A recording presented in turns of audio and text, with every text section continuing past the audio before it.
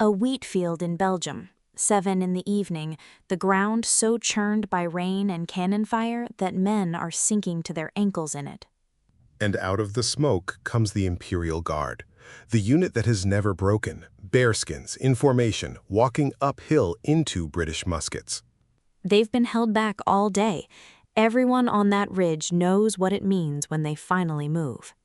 And then, for the first time in 20 years, they stop, they waver, and they turn around. And a cry goes down the French line that ends an empire in 3 words. The Guard recoils. Because if they can break, anyone can. The whole psychological structure of the French army was built on the idea that those men do not break. Waterloo, 18th of June, 1815. 4 days later, he abdicates for the second time, and this time nobody negotiates with him. And the question worth asking isn't how he lost that battle. It's how a man who had beaten every army in Europe ended up needing to fight it at all. Let's start at the beginning, because the beginning is genuinely improbable. Born in Corsica in 1769, and the timing matters enormously. France had taken the island from Genoa about a year earlier. So he's French by roughly 12 months. Any earlier, and he's an Italian provincial with no route into a French military academy. And he's mocked at that academy for his accent and his poverty. Minor nobility, no money, a boy from a rock in the Mediterranean. He goes into the artillery, which is the crucial detail people skip. Artillery and engineering were the technical branches. Meaning promotion was based on mathematics and examination rather than family, the one door in the old regime that was open on merit. And then the revolution blows the roof off. Most of the aristocratic officer corps emigrates or gets guillotined. A whole generation of senior officers vanishes, and a 24-year-old artillery captain who's good at his job walks into the vacuum. Toulon, 1793. The port is in rebel hands with a British fleet in the harbor. He looks at the map and identifies the one promontory that commands the anchorage. Take that, and the fleet has to leave, and the town falls without a siege. It works exactly as he said it would. He's a brigadier general at 24. Then, 1795, the whiff of grape shot. A royalist mob marching on the government in Paris, and he turns cannon on them in the street. Which tells you something about him that the romantic version tends to soften. He was entirely willing to fire artillery into a crowd of his own countrymen. And the reward is command of the Army of Italy in 1796, which was at the time the least prestigious command available. Underfunded, unpaid, badly equipped, considered a sideshow, and he takes it and does something nobody expected.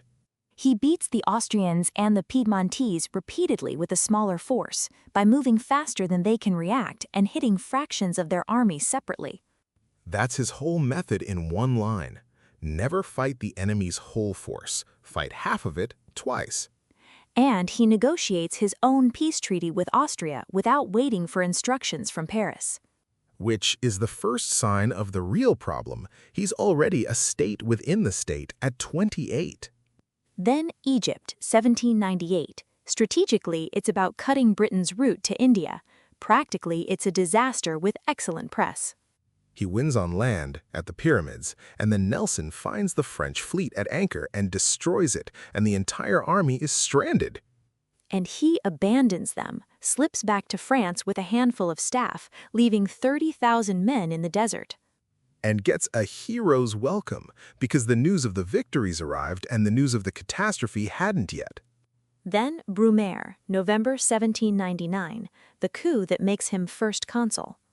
And it nearly fails, which is the funny part. He goes into the council chamber, gets shouted at, panics, and is physically manhandled by deputies.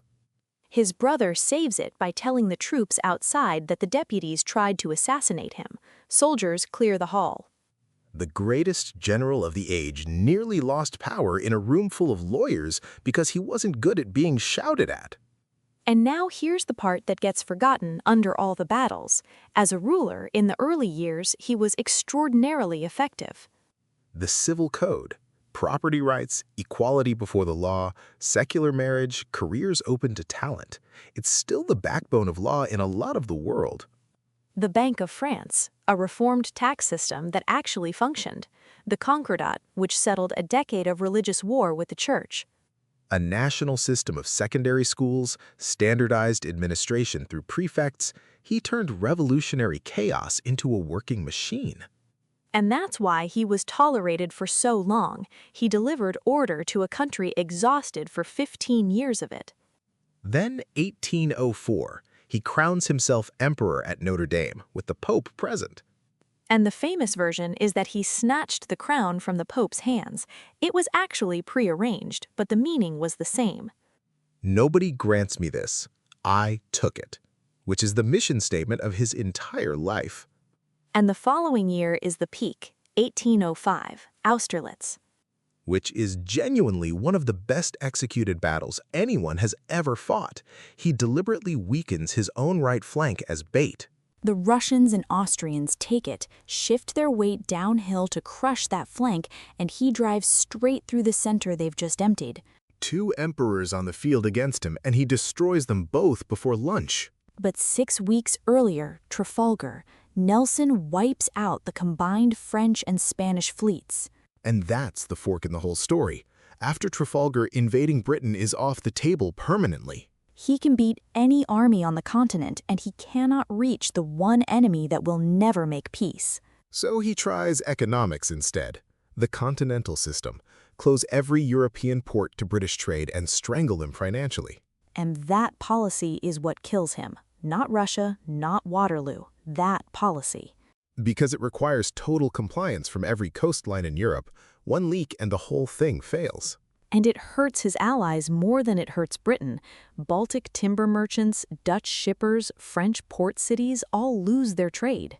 Smuggling becomes a mass industry, and to enforce it, he has to keep annexing more coastline, which means more war, which means more resentment. Portugal won't comply, so in 1807 he sends an army through Spain to force them.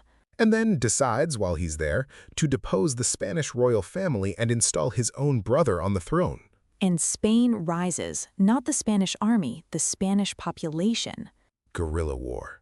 The word itself comes from that conflict. Small war. Ambushes, murdered couriers, isolated garrisons, no front line to win. He called it his Spanish ulcer. It bled 250,000 French casualties over 6 years. And it proved something dangerous, that a nation could resist him even after its regular army was beaten. Then, 1812, Russia stops complying with the trade blockade, and he assembles the largest invasion force Europe had ever seen. Somewhere north of 500,000 men, and barely half of them French. Poles, Italians, Germans, Dutch, Austrians, Prussians. Which is its own problem. That army has no shared language and no shared reason to be there. And the Russians simply refuse to give him the battle he needs. They retreat and they burn what they leave behind. His entire method requires an enemy who will stand and fight. They just walked away for 800 miles. The army is dying before a shot is fired. Typhus, dysentery, heat, exhaustion, horses collapsing for lack of fodder. Borodino, September, the bloodiest day of the whole Napoleonic era. Something like 70,000 casualties between the two sides. And he wins it, sort of, and it settles nothing. The Russian army withdraws intact. He takes Moscow, and it's empty, and then it burns, probably set alight by the Russians themselves. And he waits 5 weeks for a peace offer that never comes, which is the single worst decision of his career. Because by the time he leaves, it's late October, and the retreat is through country his own army stripped bare on the way in. Of the men who crossed into Russia, a small fraction came out. The Central Army Group was effectively annihilated. And the myth of invincibility goes with them, which is the real loss. Prussia switches sides, Austria switches sides, and at Leipzig in 1813, the Battle of the Nations, he's outnumbered by roughly 2-1. He fights brilliantly through the 1814 campaign in France with an army of teenagers and manages nothing. Paris falls, his own marshals refuse to march again, he abdicates in April, and they give him Elba. Which is a bizarre punishment when you think about it. They made him sovereign of an island with a small army, 150 miles from France. And they didn't pay the pension they'd promised, and they were talking about moving him somewhere further away. So, in February 1815, he sails back with about 1,000 men. And this is the greatest moment of his life, honestly. The king sends a regiment to stop him at Grenoble. He walks out in front of them alone, opens his coat, and tells them that if any of them wishes to kill their emperor, here he is. And they join him, and so does every unit sent after that. He retakes France without firing a shot. The 100 days, and the powers declare him an outlaw and start marching. So Waterloo, and he makes the right strategic call, hit the British and Prussians separately before they combine. He beats the Prussians at Ligny first, but not decisively. They withdraw north instead of east, which keeps them in contact with Wellington. And he sends a third of his army under Grouchy to chase them, and Grouchy loses them. Then, on the 18th, he waits until nearly midday to attack, to let the ground dry for the artillery. Which is defensible. It also gives the Prussians the hours they need to arrive on his right flank. The whole day is French assaults into a British ridge. Hougoumont swallows troops all afternoon. Ney throws the cavalry at unbroken infantry squares without infantry support. And by evening, the Prussians are in the field and the Guard goes in as the last throw, and breaks. This time, there's no Elba, St. Helena, a rock in the South Atlantic, 1,200 miles from anywhere. In a damp house, arguing with the governor about whether he should be addressed as emperor. He dies in 1821, most likely of stomach cancer, the same thing that killed his father. And he spends those years dictating his memoirs, which is his last and most successful campaign. Because he wins that one. He reinvents himself as the champion of the revolution against the old kings, and Europe has half believed it ever since. So what actually beat him? He never knew what enough looked like. Every victory was a platform for the next war, and the terms he imposed guaranteed the loser would come back. He could win any battle. He could never end a war, because he couldn't offer a peace anyone could live with. A man who can only win is a man who can never stop. This was History But Better podcast, episode 4.